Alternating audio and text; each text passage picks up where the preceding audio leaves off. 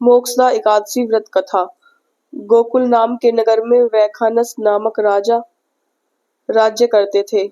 उसके राज्य में चारों वेदों के ज्ञाता ब्राह्मण रहते थे। वह राजा अपनी प्रजा का पुत्रवत पालन करते थे। एक बार रात्रि में राजा ने स्वप्न देखा कि उसके पिता नरक में है। उसे बड़ा आश्चर्य हुआ।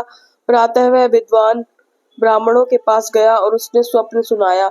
कहा, मैंने अपने पिता को नरक में कष्ट उठाते देखा है। उन्होंने मुझसे कहा है कि हे पुत्र, मैं नरक में पड़ा हूँ, यहाँ से तुम मुझे मुक्त कराओ।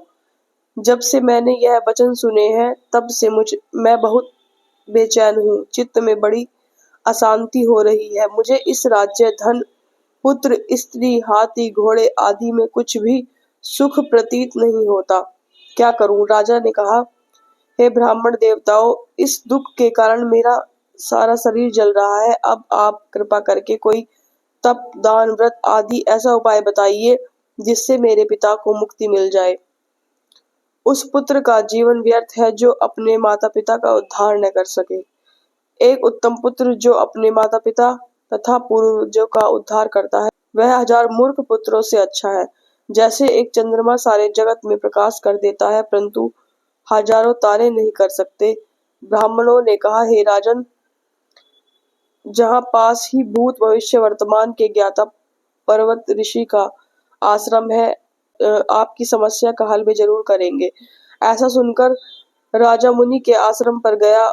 उस आश्रम में अनेक शांत चित्त योगी और मुनि तपस्या कर रहे थे। उसी जगह पर्वत मुनि बैठे थे। राजा ने मुनि को साष्टांग दंडवत प्रणाम किया। मुनि ने राजा से सांगोपांग कुशल पूछी। राजा ने कहा कि महाराज, आपकी कृपा से मेरे राज्य में सब कुशल है, लेकिन अकस्मात मेरे चित्त में अत्यंत अशांति होने लगी है। ऐसा सुनकर पर्वत मुनि ने आंखें बंद की और भूत विचारने लगे। फिर बोले, हे राजन, मैंने योग के बल से तुम्हारे पिता के कर्मों को जान लिया है। उन्होंने पूर्व जन्म में कामातुर होकर एक पत्नी को रति दी, किंतु सोत के कहने पर दूसरी पत्नी को ऋतुदान मांगने पर भी नहीं दिया। उसी पाप कर्म के कारण तुम्हारे पिता को नरक में जाना पड़ा। तब राजा ने कहा, इसका कोई उपाय बताइए। मुनि बोले, हे राजन, आप मार्गशीर्ष एकादशी का उपवास करें और उस उपवास के पुण्य को अपने पिता को संकल्प करके दे। इसके प्रभाव से आपके पिता की अवश्य नरक से मुक्ति मिलेगी। मुनि के यह वचन सुनकर राजा महल में आया और मुनि के कहने अनुसार कुटुंब सहित मोक्षदा एकादशी का व्रत किया। इसके उपवास का पुण्य उसने अपने पिता को अर्पण कर दिया। इसके प्रभाव से उसके पिता को मुक्ति मिल गई और स्वर्ग में जाते हुए वह पुत्र से कहने लगे, हे पुत्र, तेरा कल्याण हो। यह कहकर स्वर्ग चले गए।